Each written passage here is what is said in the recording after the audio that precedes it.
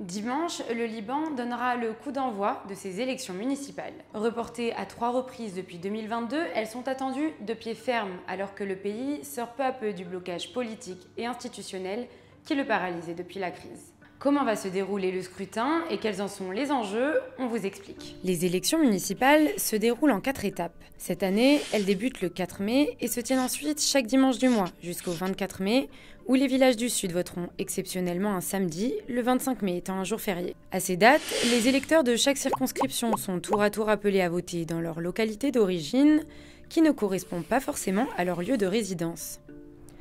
Là-bas, ils devront désigner les personnes qui siégeront au conseil municipal pour les 6 prochaines années et qui, à leur tour, éliront leur président.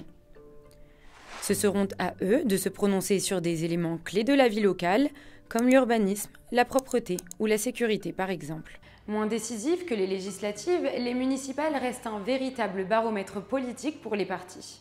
Les listes établies par chaque candidat ne sont en effet pas contraignantes. Les électeurs sont libres de choisir 1, 2 ou 6 personnes, voire de rayer des noms d'une liste et même d'en ajouter d'autres. Les candidats élus seront tout simplement ceux ayant récolté le plus de voix. Ça, c'est en théorie. En pratique, certaines compétitions sont déjà perdues d'avance. Au Liban, nombre de localités sont sous l'influence de tel ou tel parti qui peut faire pression sur les candidats pour les pousser à retirer leur candidature. Et d'ailleurs, quels sont les grands enjeux qui se jouent cette année? D'abord, plusieurs villages du Liban Sud sont encore inaccessibles, soit parce que les troupes israéliennes y sont encore présentes, soit parce qu'ils sont fréquemment bombardés par l'État hébreu malgré le cessez-le-feu.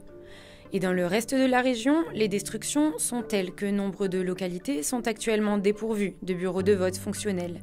Là-bas, le scrutin sera donc loin d'être représentatif.